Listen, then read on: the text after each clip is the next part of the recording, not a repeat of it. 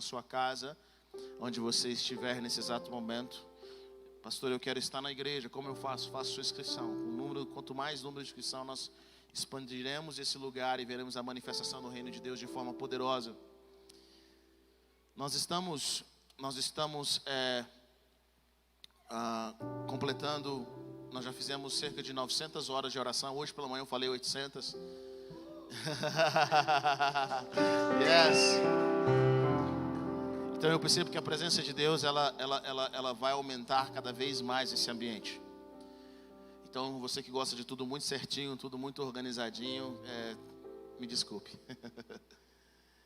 Nós estamos a 900 horas de oração e para 1000 vai ser pouca coisa nós fazemos. E eu estou muito feliz porque nós estamos 24 horas hoje. 24 horas orando, 24 horas a igreja se estabeleceu. Os valentes, né, os guerreiros, os valentes de Davi, os 300 de Gideões começaram a se levantar todos os dias e orando e lendo a palavra. Como já foi dito, nós estamos já terminando a Bíblia pela terceira vez, juntos nesse período, pela terceira vez. E nós temos visto a mão do Senhor de forma poderosa. Pessoas têm testemunhado de curas, pessoas têm testemunhado de finanças, de provisão financeira. Tem pessoas que estão falando, querido, nem na época antes do coronavírus eu estava prosperando tanto. Pela mão do Senhor, como Deus tem se movido nesses dias. Famílias têm sido restauradas e nós estamos ampliando isso. Sabe, e eu creio que o Senhor está trazendo, a presença de Deus, ela vem em medidas. E essas medidas são, como o Ezequiel fala, que ele viu águas que estavam nos artelhos, e depois ele mediu de novo, e águas que estavam nos joelhos, e águas que estavam nas cinturas. Então eram águas que estavam nos ombros, e ele falou que de repente se tornou de uma tal forma um mar ou um lago que ele não conseguia mais atravessar, ele tinha que nadar. E eu percebo o seguinte: muitos de nós queremos nos mover com o Senhor, mas nós queremos mover num lugar onde esteja seguro. Nós queremos mover com Deus nas águas, nos artelhos, ou perto da água. Alguns irmãos têm água nos artelhos durante anos, mas o Senhor tem nos chamado a entrar em águas mais profundas. Querido, a água nos joelhos, água nos artelhos e água até mesmo na cintura são águas no qual você consegue caminhar, no qual você tem controle sobre as águas. Mas quando as águas elas chegam nos seus ombros, quando a água começa a ir além daquilo, você já não tem controle mais, simplesmente você começa a se mover junto com as águas. E eu quero dizer bem claro, nós nessa igreja nós temos buscado águas mais profundas. Águas no quais nós não sabemos como controlar, mas nós sabemos que são águas de Deus. Sabemos que são águas da presença de Deus. Bom, todos querem a presença, mas muitas vezes nós não queremos a responsabilidade e a dependência que vem com a presença. Está comigo ou não? E essa dependência é algo gradual nas nossas vidas. E o Senhor nos chama, dependa, e dependa, e dependa, e dependa. Eu fico imaginando, Jesus dependeu do Pai em todos os segundos que Ele esteve na terra. Ele dependeu dos anjos, Ele dependeu do Espírito Santo. Jesus depende de uma mulher. Ele depende de um pai, Ele depende de alguém para colocar comida na sua boca. Ele depende de alguém para vesti-lo, para trocá-lo. E Jesus aprendeu tanto a depender de pessoas que até mesmo na hora de carregar a cruz, Jesus não quis ser orgulhoso dizendo, eu sou o Filho de Deus, essa cruz é minha sozinha. A Bíblia diz que colocaram alguém para carregar a cruz junto com Ele, porque ela estava muito pesada. E até mesmo na sua morte, quando Jesus morre, alguém retira o corpo de Jesus da cruz. Jesus foi carregado morto, nu, totalmente aberto. Uma coisa é você ficar nu quando é você criança, mas outra coisa é você ficar nu quando você é adulto. Entenda que o Filho de Deus passou tanta humilhação e tanta vergonha, dependendo de pessoas, principalmente dependendo do Pai.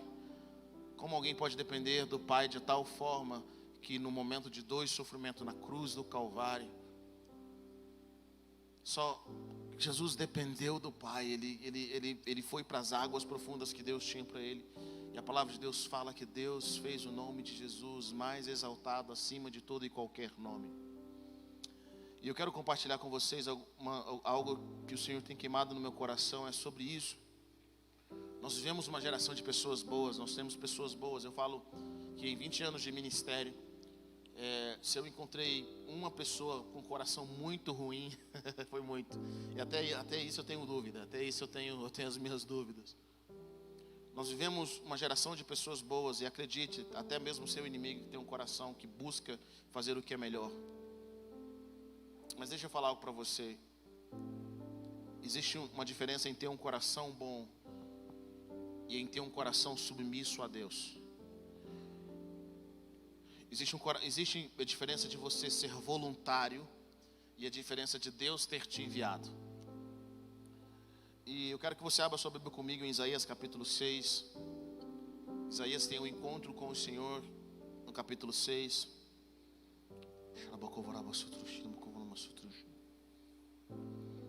À medida que você vai encontrando aí na sua Bíblia, pessoas têm um coração voluntário, mas não significa que elas foram enviadas. Quando o Senhor nos envia, existe uma autoridade do céu. Quando o Senhor nos envia, existe algo que nos transforma, que transforma a nossa região. O inimigo, ele na verdade teme quem foi enviado por Deus. Existe um levante por aqueles que foram ungidos. Não por aqueles que se auto-chamaram, não por aqueles que decidiram fazer algo. Mas o inimigo, ele se levanta, como Saul se levantou contra Davi. Ao ver Davi, Saul percebeu que Davi era o futuro. E Saul começa a perseguir Davi. Por quê? Porque Davi era o futuro, era o plano de Deus. E Deus não tinha incluído Saul nos seus planos futuros. Esse é o problema de ser rejeitado pelo Senhor. O problema de nós sermos rejeitados pelo Senhor em algum projeto. Não que Deus deixe de nos amar. Quando nós não respondemos de acordo com aquilo que o Senhor tem para os nossos corações, Deus pode fazer novos planos. E esses novos planos podem não incluir a gente. Ele pode não incluir a gente. E Saul viu que Deus tinha novos planos e que ele não estava incluído.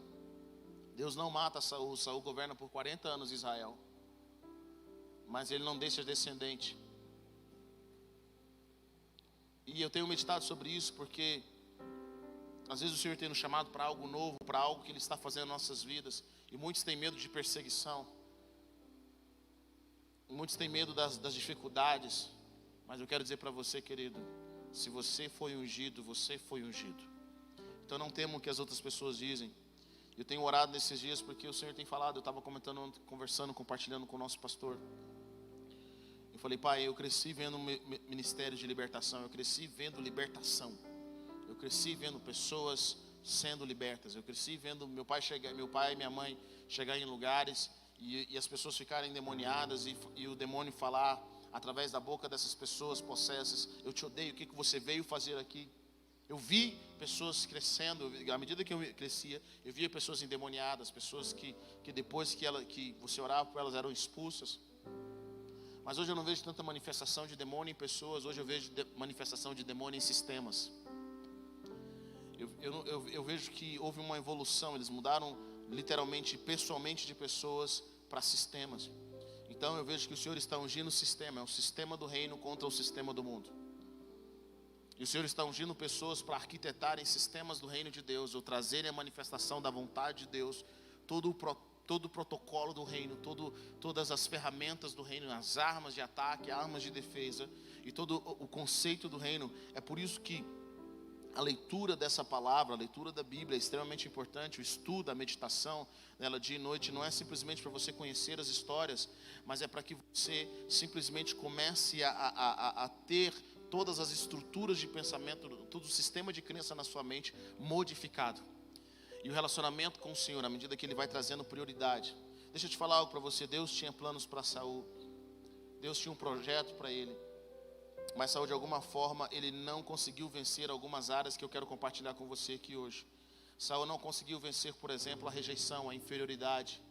Ele necessitava de aplausos dos homens. Ele necessitava que alguém colocasse a mão nas suas costas, alguém batesse a mão. Ele necessitava que os homens o adorassem, de uma certa forma. Ele tinha um problema na vida dele.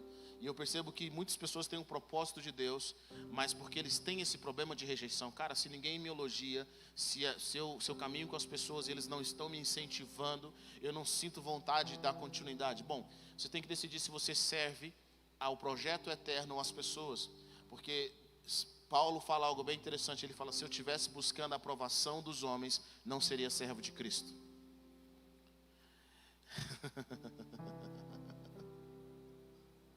Estão comigo ou não? E eu quero que você entenda isso. Nós não servimos a uma igreja, nós não servimos a uma igreja, nós servimos ao eterno. Nós servimos ao eterno dentro da igreja. Não interessa o que as pessoas possam fazer dentro da igreja. Se eu sirvo ao eterno, o Senhor vai me promover e vai me guardar em momentos em que todo mundo está se desviando do caminho. Então Deus tem um propósito não só para dentro da igreja, nós, na nossa congregação, mas Deus também tem um propósito para nós como nação, nessa época do mundo. Pedro diz algo bem interessante na sua fala em Atos. Ele fala o seguinte, ele fala, e Davi servindo a Deus, cumprindo o propósito de Deus na sua geração, morreu. Deixa eu falar algo para você, querida. Às vezes nós temos a ideia de ter a nossa própria visão. Eu tenho que ter a minha própria visão. Eu entendo, cada um tem que ter a sua visão. Mas no reino de Deus eu tenho a visão que Ele me dá dentro de uma visão maior. Então quando Deus cria um homem, Deus tinha uma visão. Ele tem uma visão. Multipliquem, enchem a terra, dominem, povoem, sejam férteis. Deus tinha uma visão. E Ele fala, Ele colocou o homem para cuidar, para cultivar a terra. A palavra cultivar significa trazer cultura. Então todo o ambiente, toda a cidade, todo o estado, toda a igreja, toda a família possui sua cultura. E essa cultura vem de quem? Vem de homens. Quando nós estamos em relacionamento com o Senhor começa a influenciar as nossas vidas. E Ele começa a trazer junto conosco uma cultura. Deixa eu falar algo para você. O meu relacionamento com o Senhor vai produzir um tipo de cultura. E o seu relacionamento com o Senhor vai produzir um outro tipo de cultura. Está comigo ou não? Então são relacionamentos. E esses relacionamentos com o Senhor vão produzindo cultura. Por quê? Porque é o coração de Deus, que o homem cultive a terra. Que o homem traga as culturas do céu, cada bairro, cada família, cada estado, mas de uma forma interessante mas essa cultura pequena que eu carrego e que eu trago, ela faz parte de uma cultura maior, ela faz parte de uma cultura e de um propósito, de uma visão eterna. É por isso que o Senhor vai honrar e vai abençoar aqueles que entraram em parceria com a cultura dos céus. Essa é a diferença de pessoas que Deus envia e daqueles que Deus não envia. Por quê? Porque aqueles que Deus não envia, eles fazem talvez até mais do que aqueles que Deus enviou, mas eles fazem a sua própria cultura. Eles servem a si mesmo. É o que a palavra de Deus fala, praticadores de iniquidade, ou seja, pessoas que fazem o seu negócio próprio. Eles não dependem de Deus, eles não oram a Deus, eles não buscam a Deus para o próximo passo. Por quê? Porque não foi Deus que os enviou. Eles se auto-enviaram.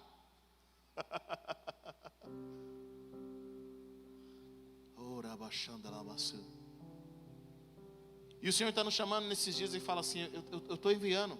Deixa eu falar algo para você, o reino espiritual respeita quem Deus enviou.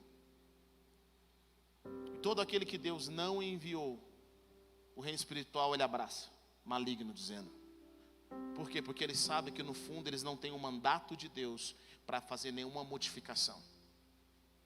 Então sistemas demoníacos vão se levantar contra os sistemas enviados por Deus. Não sistemas do desejo do homem. Não sistemas apenas que aquilo que nós queremos. E em Isaías capítulo 6 nós vamos ver algumas coisas muito interessantes. E eu vou acompanhando com vocês e comentando. Versículo 1 diz o seguinte: no ano da morte do rei Uzias, eu vi Adonai sentado sobre um trono alto e elevado. A orla de seu manto preenchia o templo. Serafins estavam sobre ele, cada um com 6 asas, 2 para cobrir a face, 2 para cobrir os pés e 2 para voar. Eles clamaram uns aos outros: mais santo que a maior santidade, ou santo, santo, santo, é Adonai dos exércitos, o Senhor dos exércitos. A terra inteira está repleta da sua glória.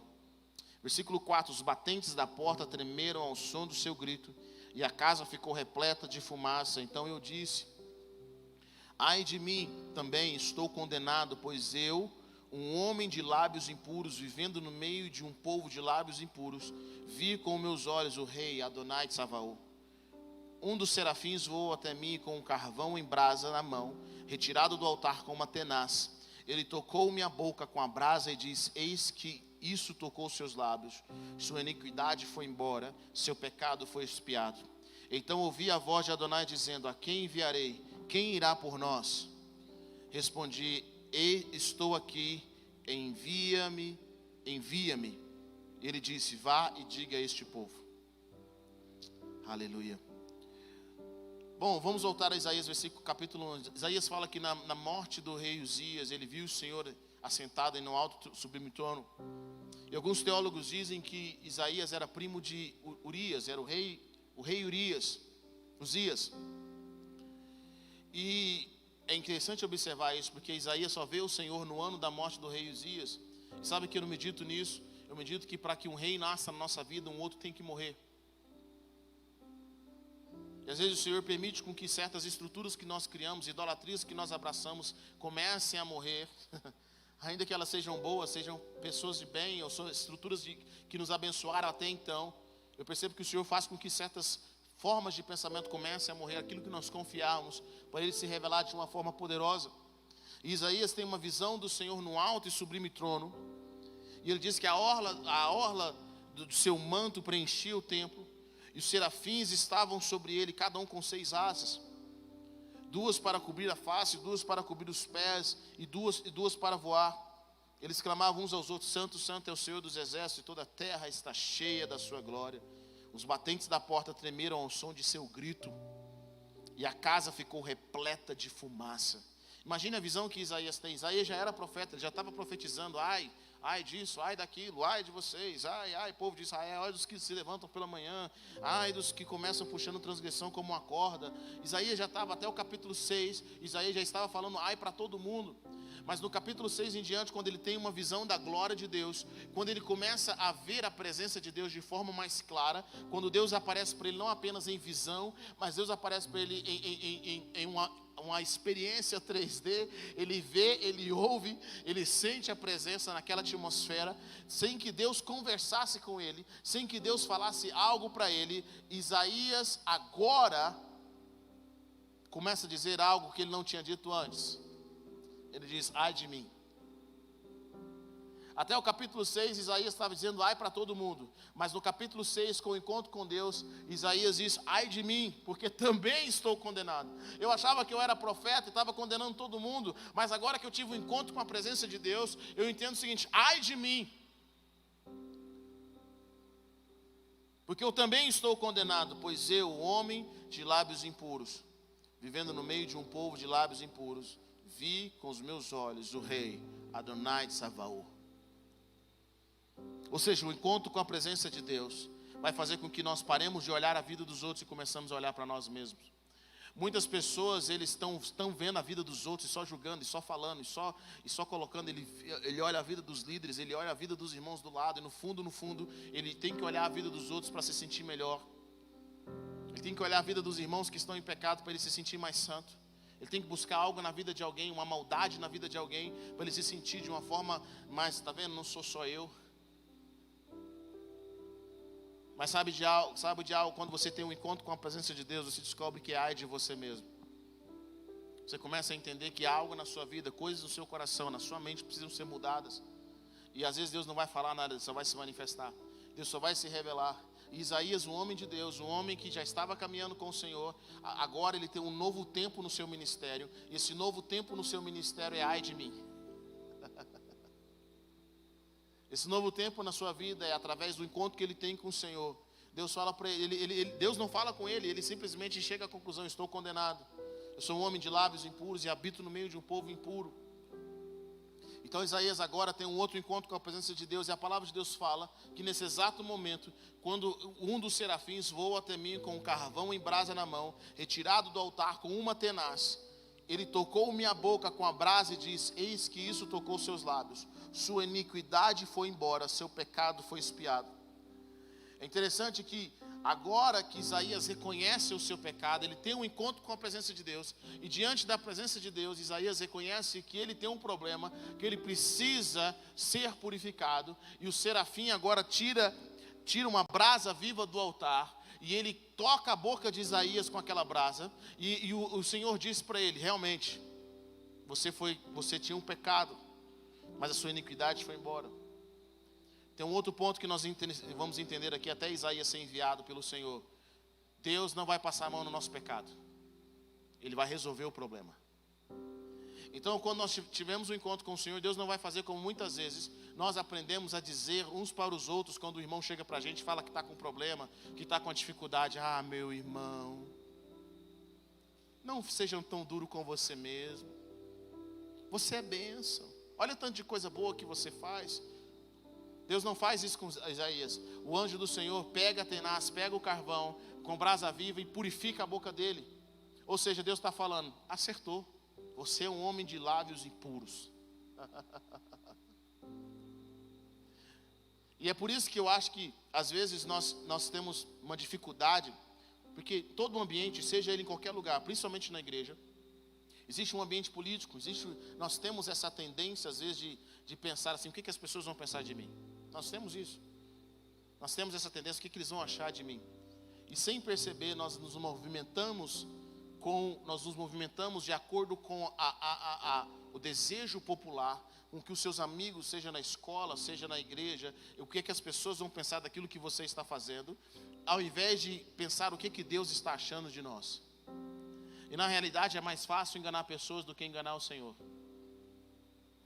É mais fácil manipular o que as pessoas pensam da gente pelo aquilo que a gente faz, do que enganar o Senhor. E o Senhor, quando você chega diante de Deus, Ele não vai passar a mão na sua cabeça, Ele não vai passar a mão no seu pecado, porque Deus, deixa eu falar uma coisa para você, querido. Deus, Ele conhece você mais do que você mesmo. E o serafim toca na boca e fala: cara, seu pecado foi resolvido. Só que Deus vai fazer algo com os nossos pecados. Ele vai fazer com algo nas nossas vidas que estão erradas. Sabe o que Deus vai fazer com elas? Deus vai resolver o problema. Ele vai expiar o pecado. Deus não vai fazer um glamour. Deus não vai contar para todo mundo. Muitas vezes Deus não vai fazer. Meu pai sempre falava algo para mim: Heber, quando um pecado de um líder chega a ser exposto, é porque Deus já estava por aqui. Deus já estava cansado. Deus já avisou aquela pessoa várias vezes. E a palavra de Deus fala o seguinte: quem muitas vezes é repreendido e não dá ouvidos, de repentemente será destruído. E nós vemos que Isaías tem um encontro e o anjo resolve o problema. Cara, está aqui, sua boca é impura mesmo, é isso daí mesmo. Mas deixa eu falar algo para você. Toquei sua boca com isso, está resolvido. E quando Isaías tem o seu problema resolvido, olha que interessante, ele ouve a voz do Senhor. Até esse momento Isaías viu o Senhor, Isaías ouviu o barulho dos anjos, viu o templo tremer, ele viu, ele ficou maravilhado, mas Deus até esse momento não falou absolutamente nada. Deus não conversa com Isaías. Ele vê a glória, ele vê a atmosfera, é algo terrível, é algo maravilhoso e terrível ao mesmo tempo, mas Deus não falou com Isaías. Quem fala é os anjos uns aos outros. Santo, santo é o Senhor dos exércitos, toda a terra está cheia da sua glória. Eu fico imaginando que visão é essa que o céu tem, falando que a terra estava cheia da glória de Deus, sendo que a terra estava vivendo naquele momento em Isaías, como vive até hoje. Com certeza hoje está bem melhor do que naquele tempo. Momentos de escravidão, momentos de destruição, pessoas, injustiças em toda a terra. Mas deixa eu falar para você, o próprio Isaías estava falando contra Israel, porque o povo estava abraçando a injustiça. O livro de Isaías não era Deus brigando apenas, ou Deus avisando o povo de Israel com relação a eles não estavam indo à igreja.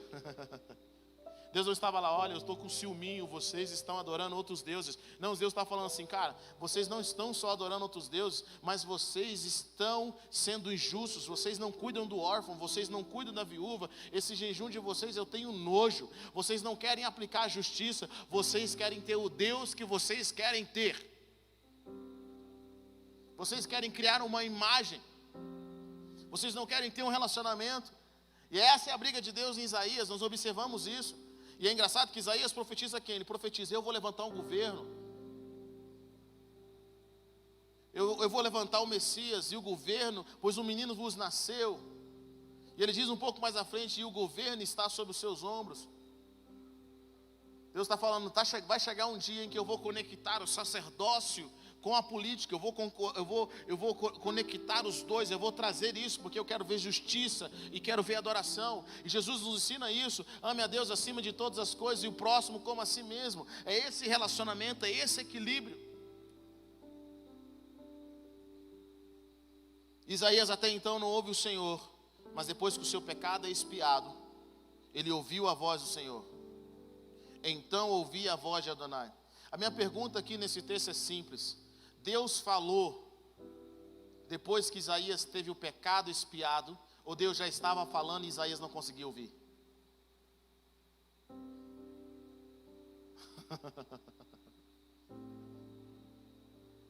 Será que Deus estava movendo a sua boca e Isaías não conseguia ouvir? Por quê? Porque o pecado estava impedindo ele de ouvir o que Deus estava falando. E a Bíblia diz que depois que ele teve o seu pecado expiado, ele ouviu a voz do Senhor, e o Senhor diz: a quem enviarei? Quem irá por nós? Ele respondeu: estou aqui, envia-me. E ele disse: vá e diga a este povo. Então Deus começa a trazer um novo tempo sobre a vida de Isaías. Eu já observei algo: todo homem de Deus, todo homem que Deus está enviando, ele se faz essa pergunta. Ele não simplesmente faz as coisas por coisas boas, mas ele se faz essa pergunta: é Deus que está me enviando? É Deus que está me enviando? Agora, toda pessoa sem noção envia-se a si mesmo. Pessoas espirituais têm esse dilema no seu coração: Senhor, é o Senhor que está me enviando. Estou sendo ungido pelo Senhor para fazer o que tem que ser feito. E o Senhor envia Isaías. E quando o Senhor envia Isaías, há um mandato no céu. Ouça o que eu sei. Existe um mandato no céu, e esse mandato no céu começa a se manifestar. Existe uma ordem no céu. Quando Deus envia alguém, ouça o que eu vou dizer para você. Ele envia todos os recursos, toda a proteção necessária. Os anjos do Senhor chegam junto com aquela pessoa. Quando Deus te envia, não é quando o homem que envia, quando a si mesmo se envia. Eu nunca esqueço uma vez, o pastor Antônio Cirilo falou algo bem interessante. Ele falou: irmão, se é o Senhor que está te enviando, é Ele que vai te sustentar. Mas se o Senhor não estiver te enviando, você vai ter que se sustentar. Então Isaías tem esse encontro com o Senhor, e o Senhor o envia. E quando o Senhor o envia, algo é liberado sobre a vida dele. Jesus fala muitas vezes, Jesus fala muitas vezes: o Pai me enviou. E em João 4,37, Jesus diz: a minha comida é fazer a vontade daquele que me enviou e concluir a sua obra. Às vezes, pelo ambiente no qual nós estamos, pelo desejo que nós temos de fazer várias coisas ao mesmo tempo, nós esquecemos o seguinte: nós somos chamados para concluir a vontade de Deus sobre a terra. Nós somos chamados para fazer a vontade de Deus, para concluir a obra que Deus nos chamou para realizar. E Jesus tinha isso. Paulo tinha isso. Grandes homens de Deus, eles entenderam que eles tinham uma missão eterna, que eles tinham um propósito eterno. E esse propósito, na maioria das vezes, ele vai passar por momentos de insignificância. Ele vai passar por momentos de rejeição. Mas você precisa saber de algo, querido: é Deus ou não é? Ele está te enviando. Foi Ele que te enviou. Aquilo que você está fazendo, é Ele que te enviou. Éber, eu não sei. Então é hora de você gastar tempo com Ele para saber aquilo que Ele está te enviando. É engraçado que Jesus, quando Ele fala sobre isso, Ele fala que a minha comida é fazer a vontade daquele que me enviou. É no momento onde Ele está conversando com a mulher samaritana. E todos sabem, na época dos judeus, que os judeus não se davam com os samaritanos. O que Jesus, um homem judeu, estava conversando com a mulher samaritana? Sabe quem que era aquela mulher? Aquela mulher era uma mulher de má fama.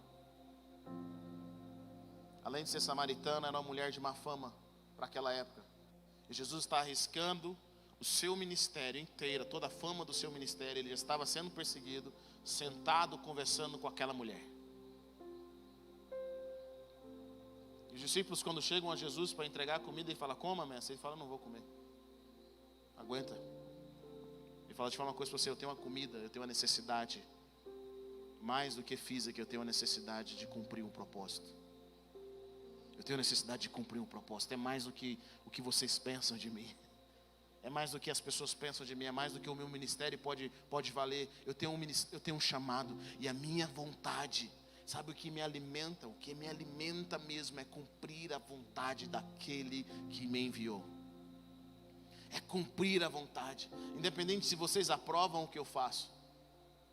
Independente se vocês estão comigo, se vocês vão dar tapinha nas minhas costas. Eu quero dizer para você, eu tenho um propósito. E Jesus, com o olho nesse propósito, Jesus com o olho nessa visão, ele faz uma pregação em João 6, que a partir daquele momento as multidões que o seguiam deixaram de seguir. Ele traz uma palavra forte, mas tão forte que no final sobram os 12. Jesus não estava preocupado em agradar a todas as pessoas, ele estava pronto a agradar apenas aquele que o enviou. Jesus não era político. Na realidade, essa é a diferença de Davi e Saul. Saul era político. Davi era profético. Saul precisava do apoio do profeta para continuar sua política. Deixa eu falar uma coisa, querido. A multidão gritou Barrabás. Mas Deus não estava com Barrabás, Deus estava com Jesus. Deus estava com aquele que a multidão gritou, crucifica-o. E às vezes, sem perceber, nós chegamos perto das pessoas e queremos que elas nos aprovem. Nós olhamos com o olhar da aprovação. Nós queremos que as pessoas estejam no nosso time. Sabe por que nós queremos isso? Porque nos importa a aprovação do homem. E deixa eu falar, tudo bem, você quer a aprovação do homem, é ok. Queremos a aprovação, tudo bem. Fora do reino, não no reino. Querer a aprovação do homem está tudo bem, gente. Não está errado, é uma opção sua. É o que você quer fazer. Mas fora do reino, dentro do reino, quem cresce em Deus é aqueles que têm a aprovação do Senhor. É aqueles que têm o chamado do Senhor. E ainda que em momentos eles se tornem impopulares, ainda que em momentos eles se tornam aqueles que ninguém quer estar perto dele. Eu fico imaginando como alguém pode cuspir em Jesus.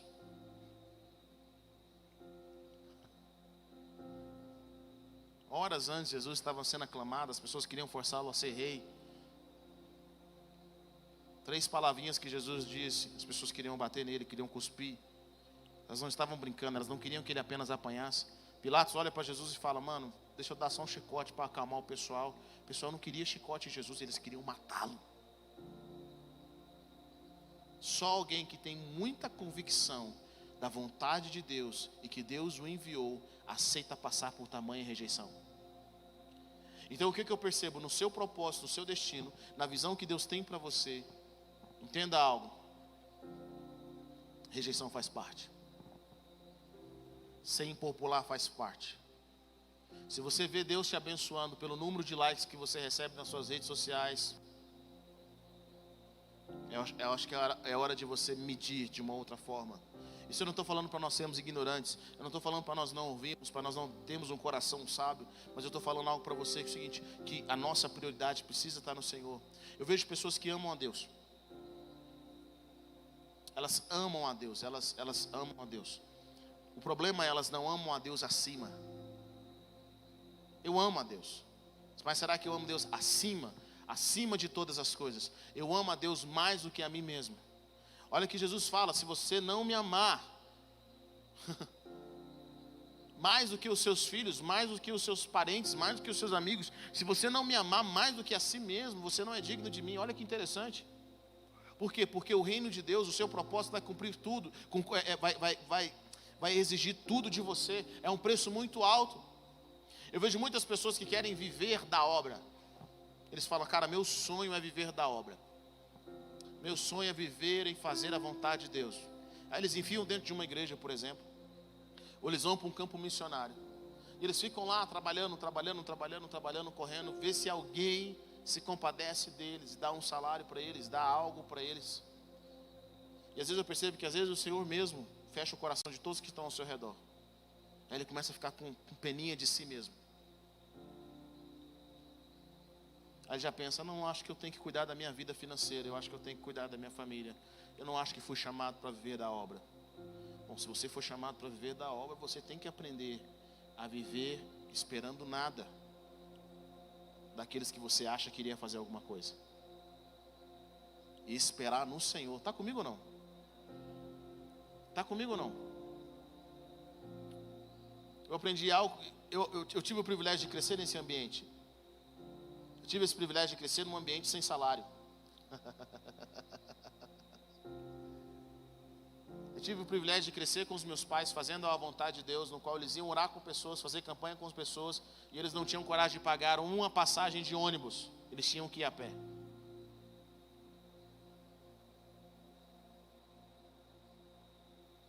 Eu tive esse privilégio de ver meus pais indo para a igreja a pé várias e várias vezes. Engraçado que minha mãe, no momento de gravidez, ela fazia muito jejum. E não é bom fazer, não é saudável fazer. E o momento em que a bolsa dela estoura, ela estava andando aqui perto de uma praça em Goiânia, a pé, ela estava indo lá da Vila Sul, já estava aqui no Areião, para quem conhece Goiânia, e a bolsa dela estoura, ela está andando a pé, para cima e para baixo. Estavam indo para fazer uma campanha, para orar por alguém, para abençoar. Essas pessoas não tinham coragem de pagar uma passagem de ônibus. Sabe quando eles reclamaram? Nunca. Sabe por quê? Porque era a obra. Eles decidiram viver disso. Eles tinham que confiar no Senhor para fazer algo.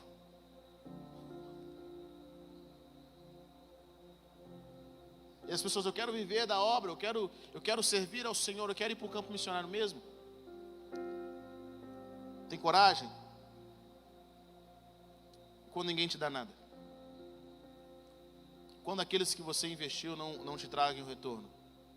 É nesse momento em que 99% das pessoas desistem. Sabe por que elas desistiram? Porque elas querem, mas elas não foram enviadas.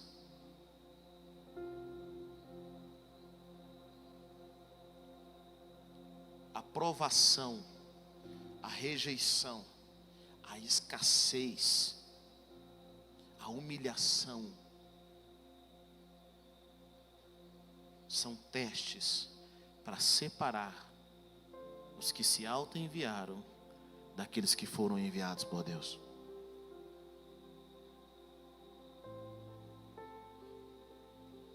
Éber, eu quero ser pastor. Mesmo? Você quer ser pastor ou você quer ser pregador? Porque pregador é melhor do que pastor.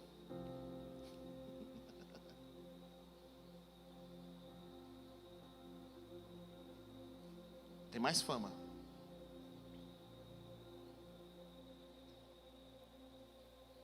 E eu vejo pessoas que estão buscando, elas não entendem esse propósito do Senhor. Então, quando Deus te envia, nós observamos algumas dificuldades. Primeira coisa, quando o Senhor te envia, você tem que aprender a se mover fora do tempo. Você tem que aprender a plantar. E às vezes você vai plantar no escondido, para Deus te revelar. Você tem que aprender a estar escondido no Senhor, para que o Senhor te revele. E às vezes tem coisas que você não vai colher, mas outros vão colher. Às vezes não vão ser nem seus filhos, outros vão colher. O apóstolo Paulo fala algo bem interessante: eu plantei, Apolo vem e rega, mas é Deus que dá o crescimento. E às vezes não vai ser não vai ser eu que vou receber ou que vou colher isso. Ou seja, quem está buscando algo para construir para si mesmo, não pode fazer parte no reino de Deus, porque Deus às vezes vai falar para você o seguinte: eu estou te dando algo que você não vai colher. Não vai ser seu filho, não vai ter teu nome. Eu estou te dando algo que só eu vou saber que foi você. É um trabalho em equipe. Quem gosta de glória imediata, quem gosta de honra imediata, não vai receber. Não consegue trabalhar. Isaías com certeza não viu o fruto e a honra que ele recebeu durante a sua vida.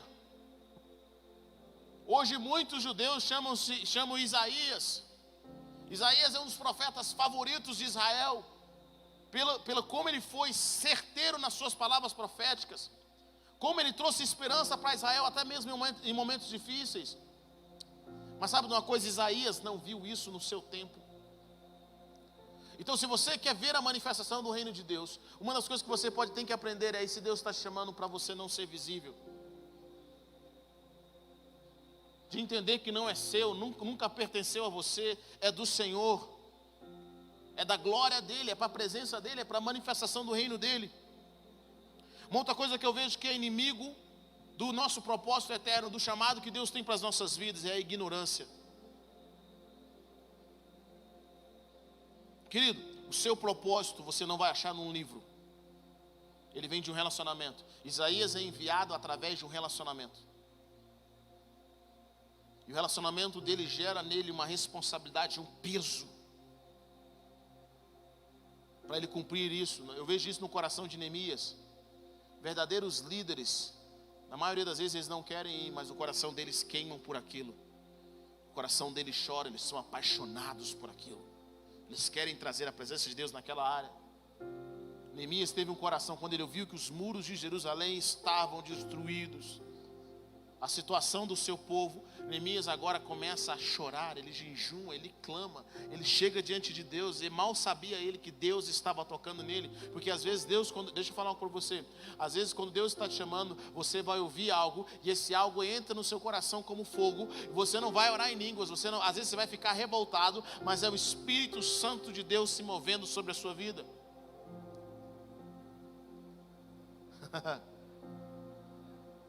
Eu acho engraçado, às vezes, como o Espírito Santo de Deus toma certas pessoas na Bíblia. Preste atenção. Saul está ouvindo que os inimigos de Israel estavam atacando, lutando contra ele. E quando ele ouve, a palavra de Deus fala que o Espírito Santo de Deus toma posse. Querido, uma coisa é você possuir o Espírito Santo, outra coisa é o Espírito Santo te possuir. Às vezes nós vemos pessoas possuídas por demônios, mas tem pessoas que são possuídas pelo Espírito. Saul ficou possuído pelo Espírito Santo de Deus. E ele foi lá libertar o povo, porque ele estava possuído. Quando nós temos essa autoridade do céu, as coisas começam a acontecer. E a ignorância é um dos empecilhos para o projeto de Deus nas nossas vidas. Você não vai encontrar o seu propósito em livros, mas a sabedoria vai fazer com que você cumpra o seu propósito da melhor maneira possível. Eu gosto de ouvir pessoas que têm 10, 20, 30 anos de ministério. Não pessoas que começaram ontem. E a maioria deles, eles me contam coisas que com certeza estão economizando da minha vida 20, 30 anos. Um dia eu sentei com uma mulher, uma apóstola, uma mulher cheia de Deus demais. E ela falou: Heber, aí eu pergunto: o que você me daria de conselho? E ela começou a contar e conversar comigo, Ela falou assim: tudo isso que eu estou te contando pode parecer tão simples na minha frase, mas eu passei tanta luta para chegar a essa conclusão. Eu falei: Deus, por que o Senhor não me revelou isso há 30 anos atrás? Por que o Senhor não ministrou no meu coração há 20 anos atrás? A ignorância é mortal. A ignorância é um dos nossos piores inimigos com relação ao nosso propósito. Então o que nós aprendemos? Quer cumprir um propósito? Estude. A palavra de Deus fala o seguinte em Provérbios: com tudo que você tem, adquire sabedoria. Conselho da sabedoria: compre mais sabedoria. Adquira mais sabedoria. Mas a sabedoria, querido, não é para aplicar na vida dos outros, a sabedoria é para aplicar no nosso próprio destino. Porque quando você está cumprindo o propósito de Deus, você está ocupado demais em cumprir o seu próprio destino. Você está ocupado demais e você busca fazer da melhor forma possível. Um dos outros inimigos que eu observo do propósito que Deus tem para as nossas vidas é a rejeição. Como eu já disse aqui, pessoas que têm problema de rejeição precisam se autoafirmar. E você tem que perceber se você tem um problema de rejeição, se você tem o desejo, você tem uma dependência emocional. Deixa eu falar uma coisa para você: o que é dependência emocional? Eu preciso que as pessoas me amem. Eu preciso que elas reconheçam quem eu sou. Eu preciso que elas chorem por mim, que elas pensem em mim. Eu preciso que as pessoas, elas me aplaudam. Eu preciso criar um ambiente no qual elas estejam ali ao meu redor. Quantos homens de Deus que eu vejo, quantas mulheres de Deus são extremamente dependentes emocionais. E essa dependência emocional, que ele te faz muito mal. Essa dependência, você é movido. As pessoas te chantageiam de alguma forma. As pessoas que se fazem de vítimas, elas te manipulam no vitimismo. E o seu propósito vai exigir de você que você aprenda a ser independente. Você aprenda a se desconectar e a ser independente emocionalmente. Aprenda a vencer a rejeição. Eu gosto de uma das traduções da Bíblia, fala que em Hebreus fala que Jesus desprezando o desprezo. Como que alguém pode desprezar o desprezo? Jesus conseguiu fazer isso. Só alguém independente emocionalmente, só alguém que aprendeu a passar pelo deserto. É por isso que às vezes quando o Senhor nos chama, isso que eu vou dizer para você, querido, às vezes nós estamos aqui querendo angariar pessoas para a nossa causa, mas deixa eu falar para você, às vezes quando Deus nos chama, Ele vai nos levar para o deserto. É o Espírito Santo nos levando para o deserto. E o deserto é o lugar onde você tem encontro consigo mesmo. Talvez você fale, meu Deus, eu senti a presença de Deus, eu senti os anjos abrindo, o céu se abrindo, os anjos de Deus descendo e subindo, e agora eu vim para cá, eu vim para esse propósito, e eu estou no deserto. É isso mesmo. Você está no projeto? Ou você achou que ia levantar a mão e ia curar pessoas? Deus vai ensinar você a estar feliz com a sua própria companhia, a ser independente emocional, a vencer a rejeição. Sabe onde Jesus venceu a vergonha, o desprezo que Ele passou na cruz? No deserto. Há 3 anos atrás, quando ele passou 40 dias sozinho, quando ele teve que vencer o medo. Deixa eu falar uma coisa para você, querido. Você já passou 40 dias no deserto, sozinho? Muitos de nós não têm coragem de passar 40 dias na fazenda, 40 dias no mato, só você tem coragem? O pessoal aqui da cidade? À noite você ouve vozes, você vê vultos. O medo começa a tomar conta de você. Jesus passa 40 dias. Ele era o Filho de Deus. E a Bíblia diz que o diabo estava só esperando o momento certo. Fico imaginando Jesus que tinha os olhos abertos no reino espiritual, vendo os anjos se movendo, mas ao mesmo tempo vendo Satanás se movendo ao redor dele. No final de 40 dias, quando estava chegando perto dos 40 dias, quem que veio visitar Jesus? Os anjos? Não, o diabo.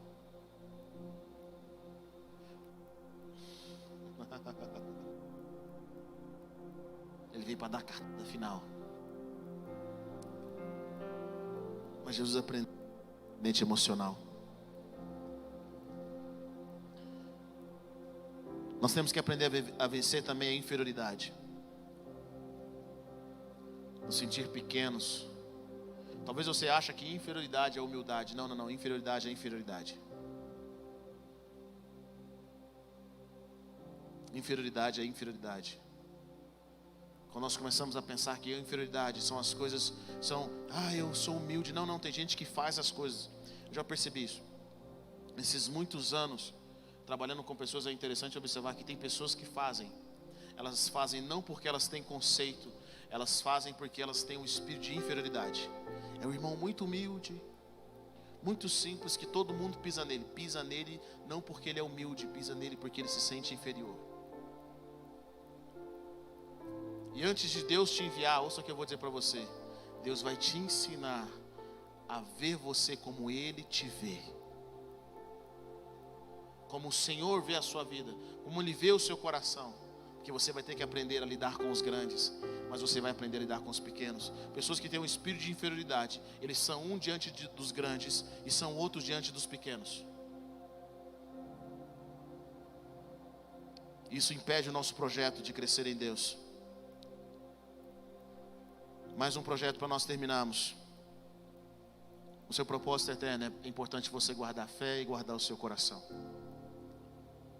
Guarda o seu coração. Aprenda a guardar o seu coração. Não é responsabilidade de Deus guardar o seu coração. É o seu propósito, é a sua responsabilidade guardar o seu coração. É importante você crescer em fé.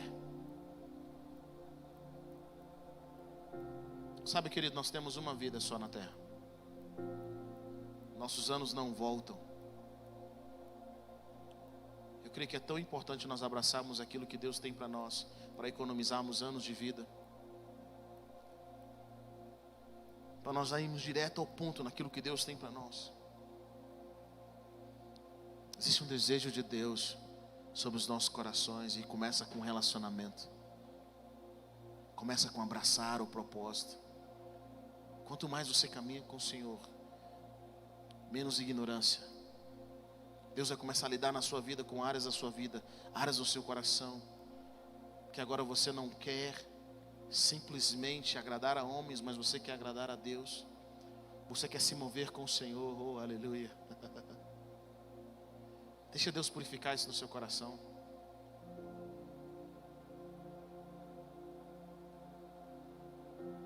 Deixa Deus purificar isso no seu coração. Às vezes o Senhor vai chamar você simplesmente para sentar. Senta aos pés dele e aprenda. Deixa eu colocar você numa nova atmosfera. A vida de Isaías foi mudada. Não apenas com a pregação, mas ela foi mudada com o encontro. E ele só conseguiu ouvir Deus quando parou de falar.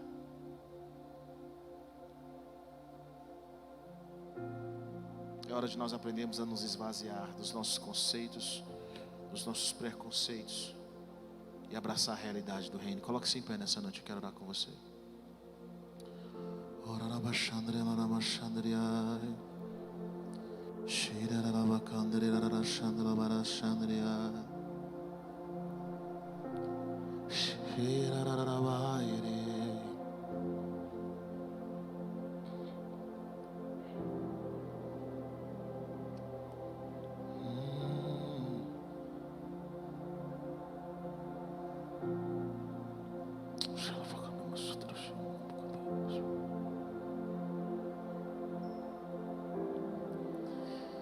Oh Deus, Deus, Deus, Deus, Deus, Deus, Deus, Deus.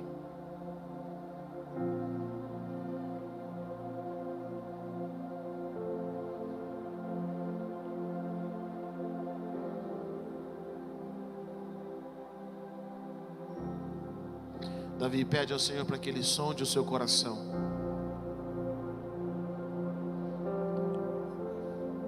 Vê se há em mim, ó Deus, algo que te ofende. Vê se há em mim algum caminho mau.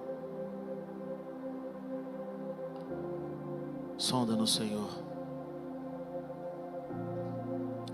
Deixa eu dizer para você algo. Deus vai sondar os nossos corações, mas eu quero que você entenda algo. Deus quer nos sondar e revelar quem nós somos, mas num ambiente de amor, não num ambiente de acusação, porque Deus nos chama pelo nosso verdadeiro nome. Ele nos chama pelo propósito. Entenda algo, Deus ama o seu propósito. Deus ama você, Ele te planejou para essa época, para esse tempo. E quando Deus te chamou, Ele te chamou do jeitinho que você é.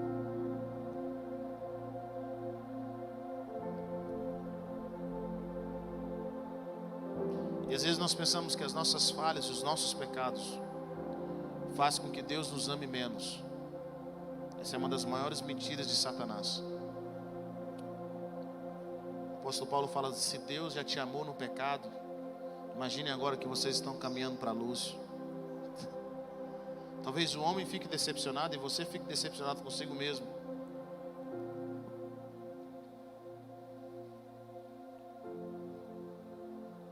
Quando Isaías reconhece que ele precisava ser trabalhado na sua vida, que ele era um homem de lábios impuros, a visão não acaba. Deus não fala: nossa, é verdade, o que eu estou fazendo aqui? Vou embora.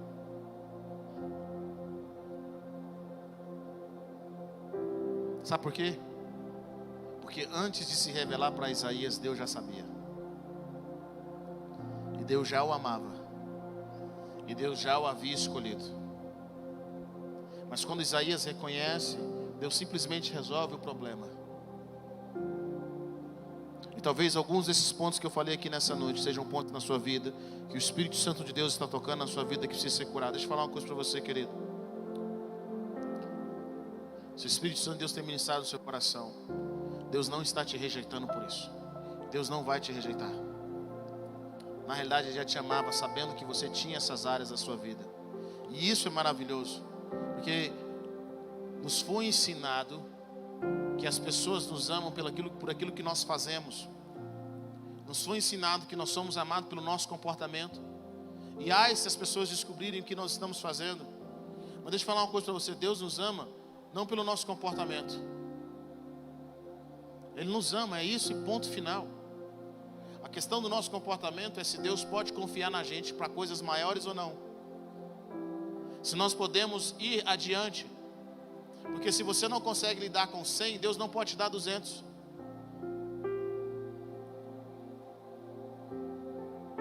Está comigo ou não? Não tem nada a ver com o amor de Deus pela nossa vida, mas o Senhor nos corrige para que nós possamos cumprir o propósito dEle. E às vezes, querido, você tem área na sua vida e, cara, eu não consigo lidar com 100. Deus fala, tudo bem, vamos trabalhar isso. Você quer lidar com 200? Quero, mas vamos trabalhar isso. E Deus começa a trabalhar isso nas nossas vidas. Ele começa a curar áreas das nossas vidas à medida que nós permitimos que Ele faça. Oh, Deus.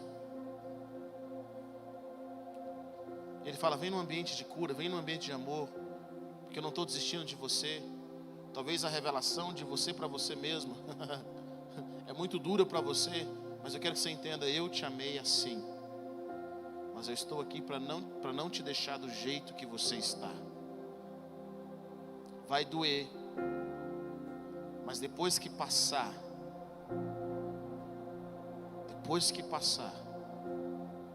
você vai se alegrar muito. E você vai estar apto para cumprir aquilo que você sempre sonhou no seu coração. Então eu quero nessa noite que você comece a orar e que você comece a levantar diante do Senhor a sua voz. Comece, Senhor, sonda o meu coração e a minha mente. Deus não vem com espírito de acusação, comece a orar.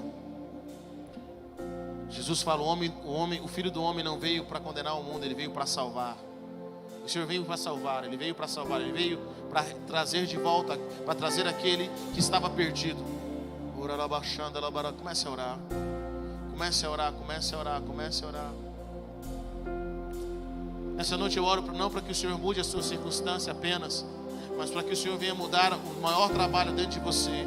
Que Deus venha alinhar o seu projeto com o projeto dEle. Que o Senhor venha colocar o seu foco na eternidade. Eu oro para que o Senhor te desconecte, que o Senhor te ajude, te fortaleça a não buscar os aplausos dos homens, mas buscar os aplausos do Senhor. É ótimo, é bênção receber a glória dos homens, mas existe uma bênção maior e uma prioridade nos nossos corações, que é receber o aplauso e a glória do Senhor. O Senhor está se movendo nas nossas vidas nesse dia de hoje. O Senhor está se movendo com você na sua casa nesse dia de hoje. Há uma presença de Deus sendo liberada. Há Deus querendo trabalhar áreas na sua vida, no seu coração, coisas que só Ele pode realizar. Existe muito mais de Deus esses dias. Oh Deus, eu oro para que os teus filhos, Pai Celestial, entrem num processo de encontro contigo. Eu oro para que esses empecilhos, para que esses inimigos do propósito possam cair por terra, e que o teu nome que é nome acima de todo nome, possa prevalecer sobre o coração dos seus filhos.